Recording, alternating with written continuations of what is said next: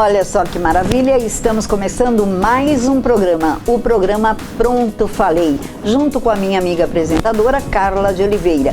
E hoje estamos recebendo em nossos estúdios aqui na TV Clique Brasil o Dr. Bruno Caravaggi, ele que é um ortopedista e vai nos dar uma aula sobre ortopedia.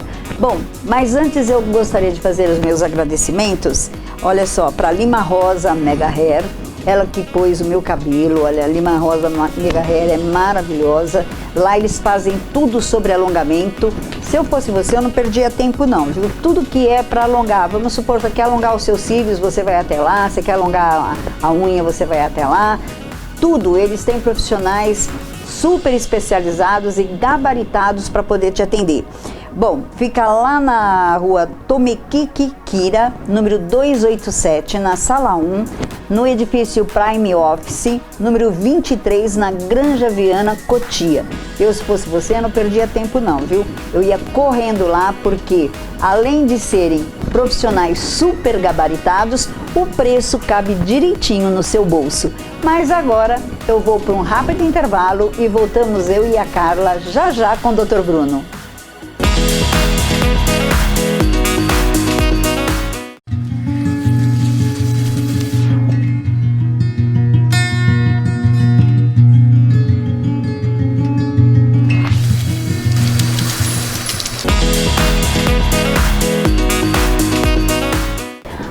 Olá pessoal, eu, Carla de Oliveira, junto com a Sueli Gazola, estamos aqui com o Dr. Bruno Caravaggi, que é especialista em nervo ciático. E ele está aqui para nos explicar o melhor tratamentos e causas. Olá doutor, tudo bem? Olá, tudo ótimo e vocês? Muito obrigado pela oportunidade de poder esclarecer algumas dúvidas a todos os que nos assistem. É um prazer estar aqui. Sim. E, doutor, o senhor pode nos explicar qual é a causa da dor ciática? Com certeza. A causa da dor são várias, são inúmeras causas que podem ocasionar esse tipo de patologia, tá? A mais comum normalmente são patologias da coluna, normalmente a hérnia de disco, tá? Uma patologia muito comum, né? Que acaba acometendo a parte do disco e esse acometimento do disco acaba sequelando, lesionando o nervo, no caso o nervo ciático, e aí a gente começa todos os sintomas, seja ele no estágio inicial ou até mesmo no estágio mais agravado da patologia. Doutor Bruno, e me diz uma coisa, por exemplo, eu tenho problema do nervo ciático e tenho também uma hérnia de disco bem pequenininha, né? Eu fiz o exame e acusou essa hérnia de disco bem pequena. Quando eu vou até o hospital, eles me dão uma injeção, é claro, não me falam o nome, então eu não sei o que eu estou tomando. Mas eu fui na farmácia e pedi aquela Diprospan.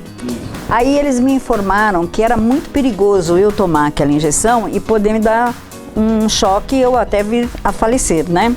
E eu gostaria de saber se isso procede mesmo, porque tanta gente toma Diprospan e eu fui sem a receita, eu sei que eles aplicam, mas você já tem que ter tomado essa medicação. E se a gente tomou e não sabe? Justamente, é importante salientar que sempre a automedicação é algo que não deve existir, né? É sempre bom consultar o médico como é feito no pronto-socorro. Eu trabalho em alguns pronto atendimentos e eu costumo informar os pacientes que é aquela injeção que você só poderia tomar a cada 2 meses. Procede, principalmente para pacientes que têm patologias de base, como a hipertensão, que é a pressão alta, né? E o diabetes, né? Essa injeção de nome Diprospan ou Duoflan, Beta-30 são medicamentos, são corticoides, tá? Então não são anti-inflamatórios não hormonais, são anti-inflamatórios hormonais de depósito, que é aí que mora o perigo, né? O paciente que não tem orientação para isso e acaba aplicando, pode alterar essas taxas glicêmicas, então faz uma hiperglicemia, isso pode dar outros problemas mais graves, ou assim como uma hipertensão, e aí pode causar até inclusive o acidente vascular encefálico, aí pode ser hemorrágico ou isquêmico, né, por um pico pressórico, né? E também muito importante falar que os pacientes que têm glaucoma é contraindicado o uso de corticoides de depósito, que eu já tive pacientes no meu consultório, recente, inclusive um deles, que foi à farmácia e tomou essa medicação e acabou tendo que fazer uma outra consulta no oftalmo, né, para ver se a doença evoluiu ou não. né? Então procede sem informação. Tá, esse glaucoma é diferente da catarata ou não? Catarata e glaucoma são patologias diferentes. Cada uma são diferentes, porque no porção caso eu falei para ela, né, que eu tinha pressão alta, que eu sofro de pressão alta e eu tinha catarata. Ela virou e imediatamente falou, então você não pode tomar. Aí eu fui até o pronto-socorro, né, o hospital, e eles me deram lá um paliativo, uma injeção, que eu não sei qual é o nome. Ele disse que ia ser a diprospan, mas quando eu cheguei no postinho para tomar a medicação, ela disse, não é a diprospan, ele te deu outra. Mas não quis me dizer o nome, então eu fiquei sem saber qual era. A diprospan, Sueli, é uma medicação, como eu te falei, um anti-inflamatório hormonal de depósito.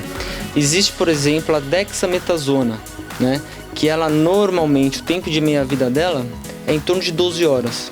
Então é uma coisa interessante de prescrever, né? A dexametasona junto com o complexo B. Exemplo, dexacitoneurin, dexaneurin, né? Essas podem? Essas podem porque após 12 horas, claro, né? Com orientação médica, você urina essa medicação, faz um poder de anti-inflamatório, analgesia, e o efeito ele é mais, entre aspas, curto, né? Então, claro que pacientes com glaucoma, reitero, não devem tomar esse tipo de medicação. Doutor, a ciatalgia pode evoluir com a perda da força? Pode evoluir com a perda da força, tá? Em casos que o acometimento mediante ao exame clínico, né? E também um exame complementar de imagem, que seria no caso a ressonância magnética, que é o exame padrão ouro, né? E é um exame complementar, né? Para somar na nossa hipótese diagnóstica, tá? Dentro do consultório, é importante fazer o exame clínico, né? Pode evoluir com perda de força, por exemplo, se houver uma estenose do canal medular, né? Se houver um pensamento mais grave da raiz nervosa que dá origem ao nervo ciático, né? Raízes essas que são 3 principais normalmente, tá? L4, L5, S1, então lá embaixo da coluna lombar, né?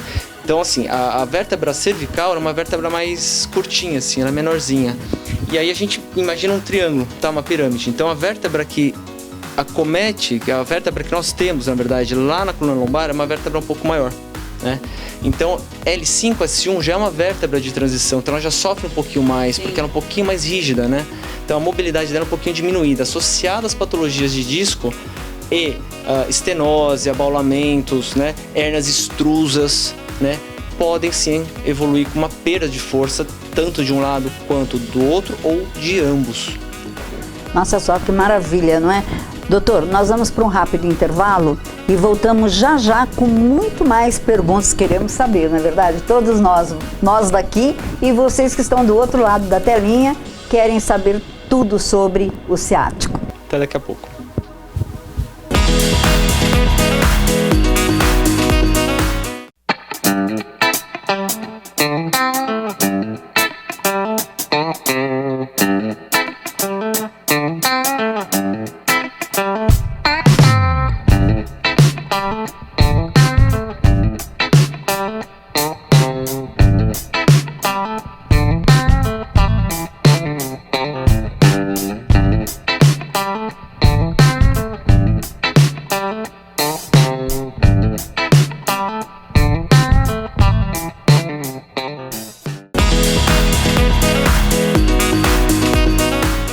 Olá pessoal, voltamos aqui com o Dr. Bruno para estar dando resposta sobre a dor do ciático, nervo ciático, que muita gente aí em casa tem dúvida, né? Dr. Bruno, quais são os possíveis tratamentos conservadores para essa situação? Boa pergunta. É importante ressaltar também que nem todos os tratamentos são passíveis de obrigação de fazer uma cirurgia, né? Nós sabemos que a população tem bastante receio em operar, principalmente nos tempos os quais nós vivemos hoje, né? Então, fazer um tratamento conservador é muito positivo, né? Até pela não agressão ao corpo de uma maneira mais forte. Então, um dos principais tratamentos que eu acabo sempre aconselhando é a acupuntura, né? O RPG é muito legal de fazer. A depender também do exame clínico correlacionado ao exame de imagem, né? Um pilates, né? Então fazer um alongamento, um fortalecimento abdominal, né? Assistido, né? Não fazer da nossa cabeça e nem academias que lá nas academias a gente sabe, né? O que vale são os músculos, não o cérebro, né? Enfim, então acho que fazer uma terapia com hidroginástica, uma hidroterapia na água, onde a gente não contém impactos, tudo, é muito positivo, a melhora é boa, tá? O paciente acaba ficando satisfeito, a gente acompanha o paciente com uma certa regularidade e tudo acaba dando certo no final. Que bacana. Doutor, é verdade que tratamento para nervo ciático pode ser usado com antidepressivo? Ótima pergunta também. Existe uma medicação chamada pregabalina, tá? Nos guidelines que a gente usa, tanto europeus quanto os americanos, um dos primeiros medicamentos de escolha são os antidepressivos, né? Não porque você está em uma depressão, não. Porque esse medicamento, por exemplo, a pregabalina, ela acaba por modular a dor no sistema nervoso central, né? Um outro medicamento interessante de citar são os relaxantes musculares, né? A ciclobenzaprina, por exemplo, né? Que também faz um trabalho parecido, semelhante ao antidepressivo. Por quê? Você gosta de ter dor? Não, ninguém gosta. Ninguém gosta. E a dor, quando ela evolui para uma dor crônica, que é um prazo de 3 meses a 6 meses, a depender da literatura, ela acaba sozinha causando um quadro depressivo.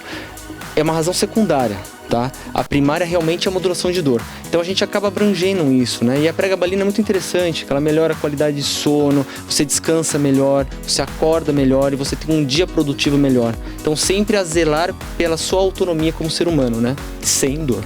Maravilha, doutor. Obrigada, viu? Muito obrigada, né, doutor? Mas agora eu que quero saber. Eu quero saber porque eu tenho essa... Antigamente eu achava que era uma fibromialgia, porque como doía tudo, então todo mundo dizia, não, é fibromialgia. E eu fui no médico e ele falou, não tem nada de fibromialgia, é nervo ciático. E é por causa da coluna. Eu fiz as radiografias, tudo, então a minha coluna realmente é torta. Mas antigamente todo mundo tinha muito medo de fazer a cirurgia de coluna. Antigamente todo mundo falava, ai não, eu não vou fazer a cirurgia de coluna não, porque eu não quero ficar na mesa, né? Por causa da anestesia, diz que poderia paralisar e que a pessoa poderia morrer. Me diz uma coisa, isso é mito ou é verdade? O que é? O senhor que é aí cirurgião tem que saber, né? Me responder. Existe um mito, né, que envolve os tipos de anestesia, né? Ah, vai tomar geral? Nossa, cirurgia grave. Meu Deus, vou morrer. Meu Deus, vou ter um tubo, né, que a gente coloca o tubo na boca. É mito isso da parte anestésica, porque uma cirurgia que é feita com anestesia geral, com indicação de cirurgia de anestesia geral, claro, né, é mais segura, né? O anestesista, né, o colega anestesista, ele consegue ter o paciente na mão. Então qualquer tipo de alteração que aconteça naquele momento, ele consegue reverter? Consegue trazer de volta, né? A anestesia que normalmente a gente faz, que as pessoas escutam, que acham que é mais segura, e realmente não deixa de ser, né? É um misto, né? De um quadro anestésico com sedação. Sedação é como se você fosse fazer uma endoscopia, que todos já devem ter feito uma vez na vida, né? Toma aquela medicação, você acaba adormecendo, mas acorda com a parte das pernas dormentes, né? Que é a raquianestesia, né? Então, assim, é parte mito. E a cirurgia hoje, a gente parar para avaliar, houve uma evolução muito grande dos últimos 10 anos, né? Então, as técnicas cirúrgicas, toda a parte de implante, de materiais, até segurança, biossegurança hospitalar, né? Ela está muito desenvolvida, né? Hoje existem muitos protocolos em hospitais, né? Um dos hospitais que eu acabo operando, a gente tem que fazer uma marca de qual membro, por exemplo, né? Vai operar, que senão ele nem desce pro centro cirúrgico, ele fica no quarto. Então as coisas estão muito mais assistidas, muito mais seguras hoje, então vocês não precisam ter medo. Precisa sim ter confiança no médico, estabelecer essa confiança. Isso é importante, né? Mas não precisa ter medo, não. Porque agora, operação do rim, várias operações eles fazem com aquele aparelho, né, que vai implodir o rim, vai implodir a pedra e tal. A da coluna ainda não saiu nada disso, né? Não, infelizmente não. A gente tem sim alguns materiais que imitam o osso de caráter sintético, né? Temos parafusos já hoje e próteses muito avançadas, né? De titânio, né? De um material muito mais resistente, mas infelizmente ainda fazer tipo a lipotripsia, né? Que é a quebra da pedra, a parte renal no caso, né? Fazer o duplo J ainda na coluna não tem, né? Existem alguns casos muito graves e sequelados, etc, de dor, que o paciente no intra-hospitalar, não em casa dá para fazer com home care, mas nesse caso eu estou citando a parte hospitalar, que a gente faz um catéter, né, com opioide, que o caso é morfina, codeína, o tramal que todo mundo acaba conhecendo, né, diretamente no foco de dor. E depois que ele vai para casa, se tiver dor mantém, ou pode tirar no hospital e vai para casa em paz. E essa dor, não sei se é verdade também ou se é mentira, é porque nós não temos uma postura elegante, né? Todo mundo senta e senta assim, escreve assim. Por exemplo, se eu tô na loja vendendo alguma coisa, eu tô na cadeira e eu tô encurvada. Não sei se isso também é prejudicial, ou se nós tínhamos que ter essa postura desde criança para que não adquirisse essa doença. Importante ponto. Me preocupa muito a parte do ensino fundamental, né? As crianças começam a usar mochilas, né? E é muito bonitinho, muito estiloso você usar uma mochila no lado só da coluna. Então você acaba desenvolvendo uma escoliose, né? Você não nasce com ela, mas desenvolve com ela, né? A gente sentar também é importante, né? Tem que ter uma ergonomia, né? A segurança do trabalho de todos os locais deveriam agir sobre isso. Hoje, reitero, na atualidade, vamos falar assim, a parte de home office também ela tem que ser assistida, né? As pessoas, eu tenho atendido muito no consultório, evoluções muito curtas de dor, né? As pessoas têm tido dor forte de coluna, seja cervical ou lombar, por conta da ergonomia. Eu mesmo, às vezes a gente está sentado, conversando, né? Relaxado, e você começa a fazer isso, ó, sem perceber. Isso é horrível, força toda a sua parte lombar, a parte de bacia, e você começa a desenvolver dor desnecessariamente. Aí volta a parte conservadora, né? Fazer um fortalecimento abdominal, fazer até mesmo um RPG, né? Para pessoas que trabalham muito em escritório, uma terapia ocupacional também vai bem nesses casos. Olha só que maravilha, não é? Bom, nós vamos para um break comercial e voltamos já já com todos vocês. Não saem daí. Pronto, falei. Fiquem aí.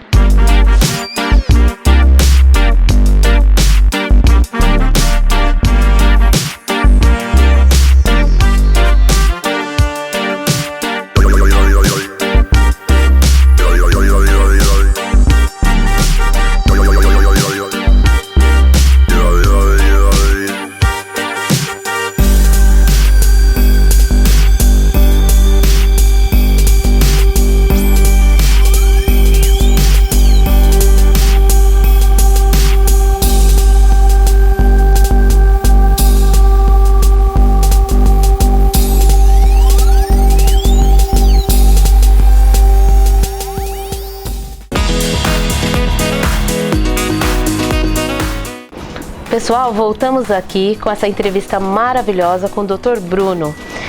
Doutor, quais exames clínicos que devem ser feitos para a gente saber sobre o nervo ciático? As causas, quais você indica? Muito boa pergunta. A gente tem que tirar a história clínica do paciente, né? Então a história clínica é aquilo que o paciente conta da maneira que ele consegue contar, né? Não precisa ter termos científicos, médicos, nada. Doutor, dói desse jeito, tá ótimo, né? A gente consegue interpretar. Mediante a isso, um dos testes mais comuns, fáceis e rápidos de serem feitos, né? Que já liga aquela luzinha, puxa, ele deve ter alguma coisa, a gente fala em raiz baixa, né? Então L3, L4, L5, né? É o teste de Laseg. É um teste que foi desenvolvido aí milenar, né? E é muito simples de ser feito em qualquer maca, em qualquer localzinho, não precisa de muito espaço, consegue fazer e é muito, muito verdadeiro, assim, é muito puro o teste. Que bacana. É verdade que o nervo ciático é um dos maiores nervos que o corpo humano tem? Quem te contou isso? Você vai nos contar. É verdade, tá? O nervo ciático, ele começa na parte glútea, né? Ele vem da raiz de L4, L5, S1, né? Como a gente comentou. Passa pela parte glútea, né? E desce pela perna, aqui pela coxa, pela perna, vai até a ponta do pé. É verdade isso. É o maior nervo que nós temos hoje no corpo humano. Não sei daqui a 1 milhão de anos, mas hoje sim. E é um nervo grosso, tá? Não é um nervo fininho, não. Da espessura mais ou menos de um dedinho meu, assim. Ele é bem grosso. Não é grande mesmo, né? Bem Pra gente grande. pensar em nervo, né? Sim. É um nervo bem desenvolvido. Sim. E bem importante. Bacana. Doutor Bruno, me diz uma coisa. E nessa questão do nervo ciático, entra também, né, claro, os problemas de coluna, mas também pode ter essa dor do nervo ciático, ela pode se confundir com a dor renal. Pode se confundir com a dor renal se a gente pensar numa dor referida, né? Que não é aquela dor do ponto, a gente chama de trigger point, né? O ponto gatilho de dor. É uma dor que ela é uma dor irradiada, uma dor referida, né? E aí através de um teste chamado teste de Giordano, né? Que a gente dá um soquinho numa altura pré-determinada do rim, de um ponto anatômico. Se houver dor desse teste, é um Giordano positivo, aí tem que investigar aí parte renal, né? Fazer um exame de urina 1, uma ultrassonografia, alguma coisa assim. Mas uma outra coisa interessante de se dizer, que nem toda dor ciática decorre da coluna, né?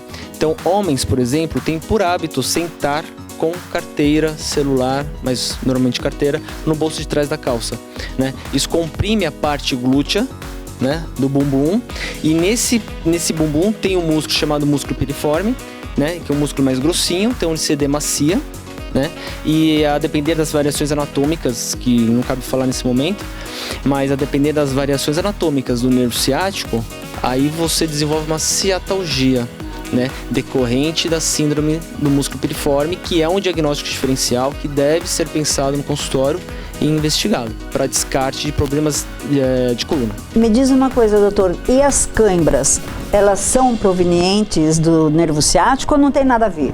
Não, ela tem uma relação parcial, né? Quando existe um quadro de parestesia, que é aquela perda de sensibilidade, às vezes os pacientes descrevem como uma dor em queimação, depois evolui para uma dor em formigamento, como se tivesse um monte de formiguinha andando na perna, isso pode desenvolver uma cãibra, né? Ela não é basicamente patognomônica, como posso dizer, ela não é 100% exclusiva de uma dor ciática causada por uma lombalgia, né, uma lombociatalgia, né, mas paralelamente, né, de maneira secundária, sim, ela pode desenvolver câimbras, mas isso não é tão comum não.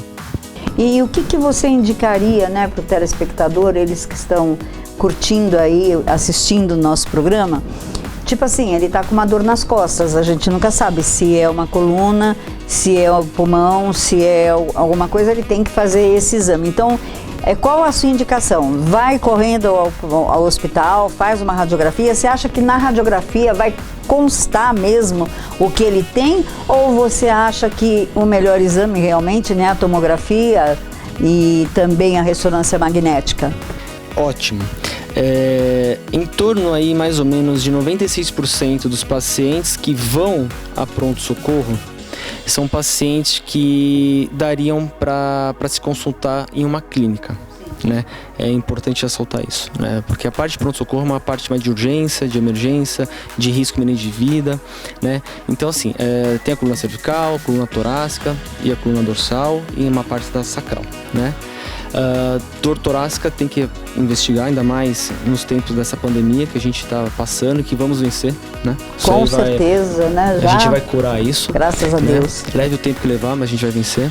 Então é importante ser avaliado. A parte cervical também é importante ser avaliada. Sempre a clínica, a gente fala isso desde a faculdade, que a clínica é soberana, né? Então o exame clínico ele tem que ser muito bem feito, né? Para assim, após a hipótese diagnóstica, a gente solicitar um exame complementar de imagem. A radiografia consegue nos dar um bom parâmetro, né? Não é o melhor exame, né? A gente citou em umas perguntas anteriores que a ressonância magnética é o exame padrão ouro, né? Isso pode ser solicitado no consultório. Normalmente, em pronto-socorro, a gente dispõe de tomografia computadorizada. Então, para um politrauma, um acidente de carro, um acidente de moto, ok. Né? Porque tem muita gente hoje, né, que não tem essa condição de pagar uma tomografia, nem uma ressonância magnética, correto, porque é caro, é um exame correto, caro. E eu acho que poderia ser mais em conta esses exames, porque fazem parte, né, como você mesmo disse, de uma rotina e do maior nervo, né, do corpo humano que nós temos, que poderia ser, né, mais acessível, né? Apropriado aí para as pessoas que têm menos condição. Isso, eu concordo com você, Sueli. Acho que a gente como profissionais da saúde, né, e parte de empresários, de laboratórios, tudo isso, tinha que ter uma consciência mais humana e não tão gananciosa, né? Então é um exame de rotina, é um exame que as pessoas precisam, né? Volta a falar acessível, né? Varia muito, então os exames mais baratos normalmente não tem uma qualidade tão adequada, então a pessoa acaba pagando 2 exames e nem todos dispõem aí de R$1.200, R$1.300, R$1.500 para fazer um exame, fora a consulta do médico, né? Então realmente esses exames eles poderiam ser um pouco repensados na questão de dinheiro, né? Sim. Acho que a gente tem que cuidar e não ganhar em cima, né? Verdade. Medicina não é financeira, né? Porque hoje em dia nós temos assim vários hospitais públicos, não é? E que não dão esse tipo de atendimento. E quando o médico atende, você sabe disso, que trabalha, hoje em dia ele não te faz mais exame, ele pergunta o que você tem. Porque eu fui num hospital público e aí me perguntaram, o que a senhora tem? Eu falei, eu tô com problema no nervo ciático, eu acho que é no nervo ciático, aonde dói, né? Aí eu expliquei que era da região da nádega até a perna. Ah, tá bom, eu vou fazer uma receitinha, a senhora vai tomar uma injeção. Mas peraí, o que eu tenho? Eu quero saber o que eu tenho, eu não quero saber de tomar injeção, eu quero primeiro saber a causa, para mim ter a ação, né? Eu também trabalho em um hospital público, que acho que é uma maneira que eu tenho de poder colaborar com a população em geral, né? Nessa frente que eu trabalho, a gente jurou cuidar de todos, não depende de raça, de dinheiro, masculino, feminino, não interessa. A gente tem que preservar a vida e a vida está acima de tudo, né? Então, o meu jeito de atender um paciente num hospital privado, público, no consultório é o mesmo, não altera. Né? Então a gente tem que explicar, porque o que acontece? Eu vejo muito que a falta da informação, então a ignorância na pureza da palavra, me entendam bem, né? Na pureza da palavra, a ignorância, ela gera medos, né? Ela gera monstros na nossa cabeça que a gente pode pensar, puxa, tô com uma dor na coluna, tô com tumor, né? Então quando você dá informação, você explica, né? Você perde uma consulta de minutos, você atribui assim uma longevidade para a pessoa, uma calma para a pessoa, né? Recentemente mesmo na minha família a gente teve um problema pessoal, então assim, a calma que você fala, o jeito que você fala, o jeito que você explica, puxa, faz toda a diferença, né? E tem também aquela parte de você olhar, de você cuidar, de você conversar, você dar um pouco de amor, um pouco de carinho, um pouco de atenção. Não é porque você está no público que você vai chutar. Então explicar deveria ser feito em todas as situações. Você está correta. Isso é maravilhoso, né? Agora, doutor, deixa aí as suas considerações finais, né, para mim, para Carla de Oliveira, a sua rede social todinha, para que todos os nossos internautas, né, te acompanhem aí, e com certeza nós vamos te chamar mais vezes, porque é um assunto interessantíssimo. É que o nosso tempo é muito curto, então as perguntas ficam pequenas, né, e as respostas que a gente quer mais, não dá.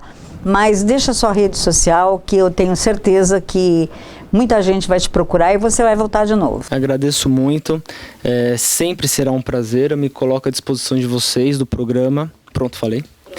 Né? E de vocês também, telespectadores, se quiserem, podem mandar perguntas, a gente pode fazer um debate um dia desses, acho que é bem válido, né? A minha rede social é Rede do Consultório, tá? Minha clínica chama Clínica Ortopédica Brooklyn, fica aqui na Zona Sul, na Avenida Santo Amaro, 5702. Rede social, Instagram e Facebook, Clínica Brooklyn. Prazer recebê-los, desejo tudo de bom, se cuidem, consulte seu médico.